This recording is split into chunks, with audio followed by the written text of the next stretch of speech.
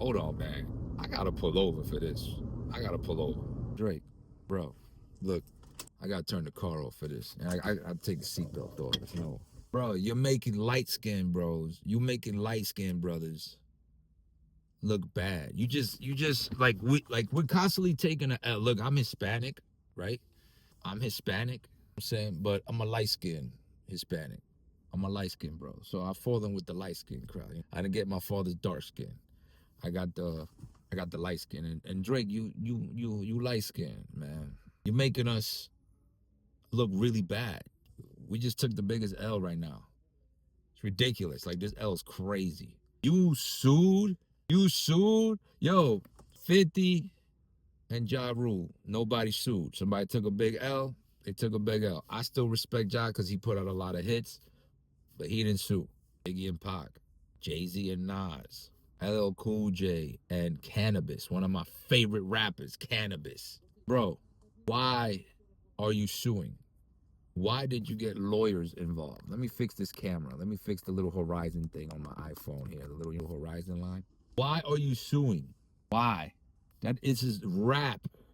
This is hip hop. Yo, Meta, hey Meta, why is Drake so stupid? Oh, nah, don't provide information about Drake. All right. But that's fucking dumb, Drake. That's stupid, Drake. This is dumb. I don't know. I don't even know how else to put it, bro. Yo, when Cannabis and LL had beef, this was an up and coming rapper, Cannabis, with a titan. This was like David and Goliath. Now, he didn't exactly take down Goliath. He's still Goliath, but he fought him. I'm saying he went toe to toe with him, and he held his own. I think Cannabis held his own. This is the same thing, even though Kendrick isn't exactly David, because he's higher. He's up there. He's killing it right now. With you, it's more like 50 Cent and Ja Rule. You know what I'm saying? Ja Rule had a lot of enemies. 50 was in a team. It wasn't just because it was 50 that he won that. It wasn't that wasn't Ja Rule's downfall. It wasn't just 50. 50 had a good backing. 50 knew who he had. 50's a smart dude. He aligned himself with powerful people. So he had titans on his corner. Where Ja Rule started with some titans, but then in his crew, he had people who were kind of no-name. That's one of the things that kind of killed him. You know what I mean? And when you're up there, the Drakes of the world, when you up there, you kind of lose sense, and he's got the OVO gang and all that. He thinks that he's untouchable. He thinks nobody can come get him. And Kendrick really humbled his ass, humbled him real fast, and he lost control. He thought it was gonna be something like him and Meek, right? Drake and Meek. With Meek, it was like Meek tried to get you, and it was a kind of a Ja Rule 50 Cent situation where you were 50 Cent at the time and he was Ja Rule. He handled it wrong and he lost, and that's it. But he's still Meek Mill. We still fuck with him. I don't really listen to Meek Mill stuff, but you know, we still fuck with him. Or some people still do hard body, right? How they say. But you got your lawyers. Drake got lawyers. Why would you get a lawyer? Like, you called the feds on a rap beef. Bro, I never thought I would see this. I grew up in the 80s, 90s, listening to all this with the beef where it could have got dangerous. I'm saying it could have got dangerous. It got dangerous. Look at Pac and Biggie. It got crazy. And the only reason police and feds were involved because there was shootings and murders that happened. That's crazy. We don't want it to get to that. Again, we learned our lesson when we lost those two titans. Two human beings lost their lives over words, but the other ones were words. Some people lost careers. Look at. Let me give you a good example. 50 Cent and not Ja Rule, but Fat Joe. Fat Joe took the L. Fat Joe lost that one. 50 killed him.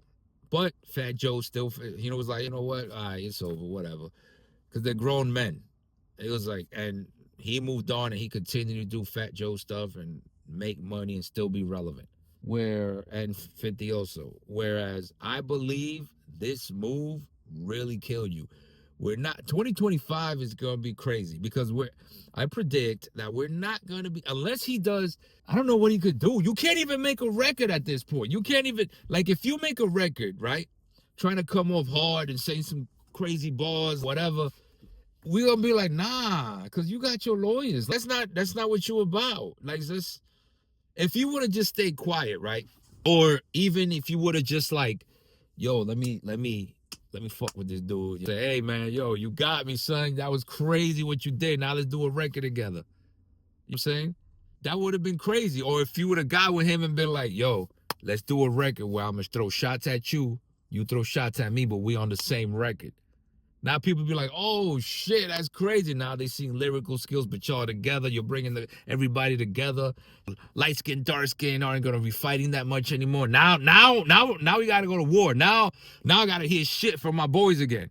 I'm saying they toned down for a long time because at first it was like, oh, you light skin motherfucker, you got Drake now, whatever.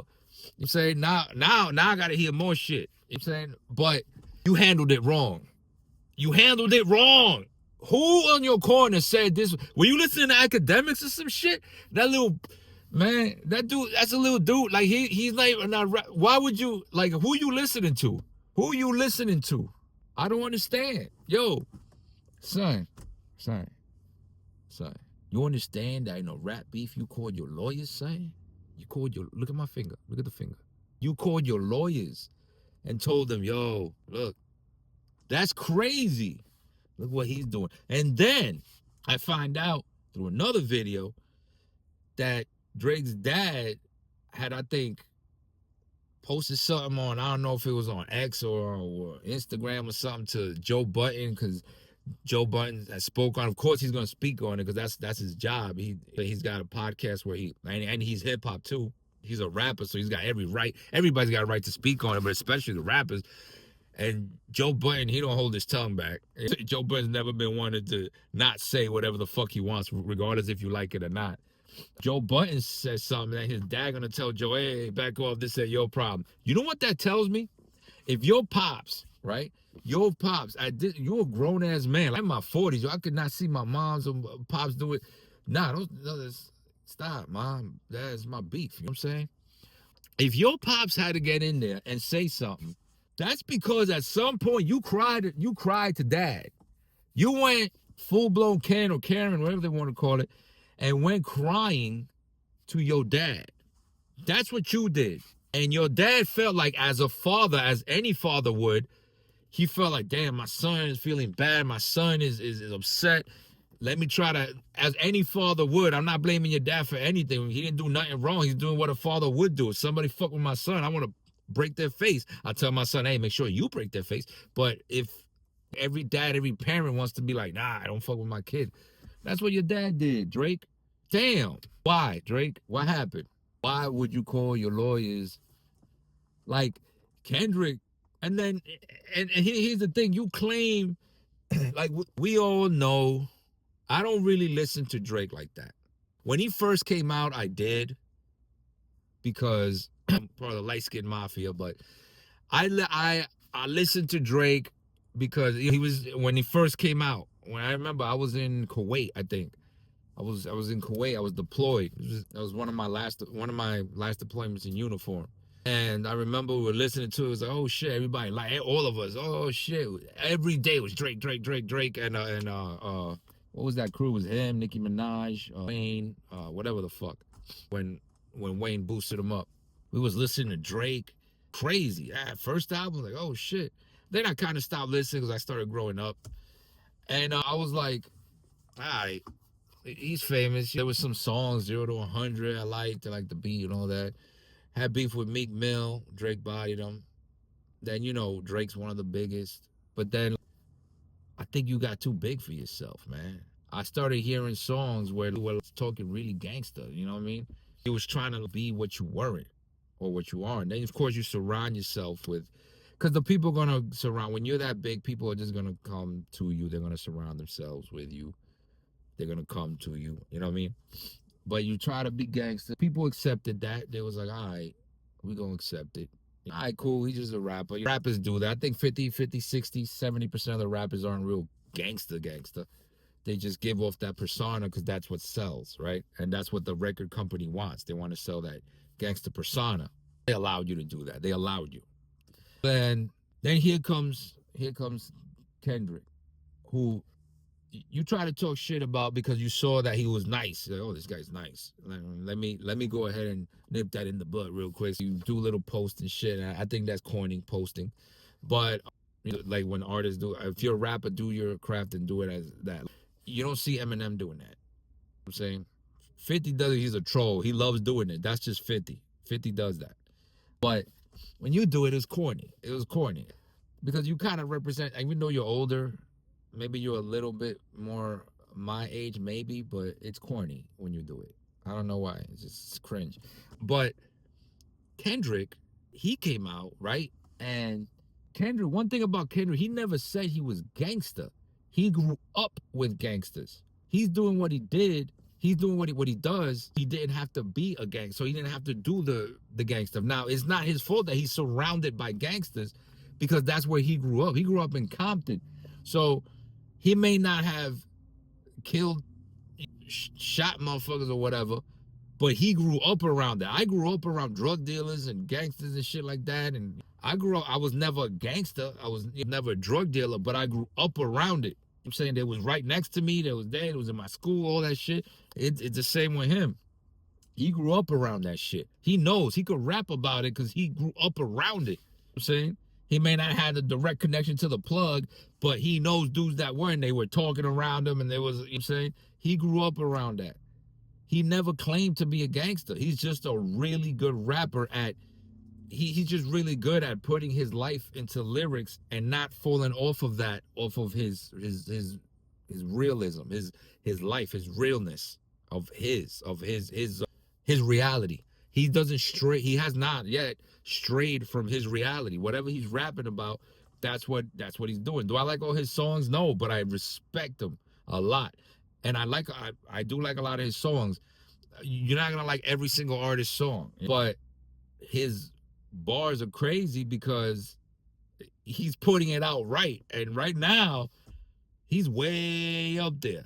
Now you was up there, but you just kind of took a nosedive and you're hitting everything on the way down. You're hitting everything on the way down. That's crazy. That's crazy to me. I don't know why you chose to do that. Again, who told you that it was cool or it was okay to get your lawyers involved? This isn't like you was making a real estate deal and the dude did something with the contract or isn't paying the money or whatever. This isn't anything like that. It's not like you and Kendrick were doing real estate or some business deal and he did. This was words, sticks and stones and shit. Like, this was words. You're a wordsmith, aren't you? Your rappers are wordsmiths. They're poets. Rappers are poets. He wrote a he wrote a poem that resonated with everybody. Then you write one. Then he writes another one. You write one. Everybody's entertained. You still make money. At some point,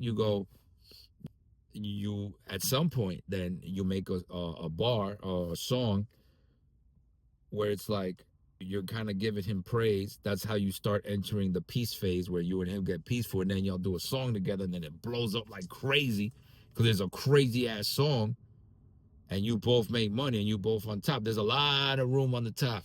But we enjoy rap beefs as long as they're just lyrical. You know what I mean? Now you gotta have social media and shit. I don't give a fuck about what you post on Instagram. I don't really give a shit about that. I do give a shit about the songs. I want to hear bars, man. You know what I'm saying? That's why I love Cannabis. I know a lot of people might not know who he is, but Cannabis is the father of rap social media.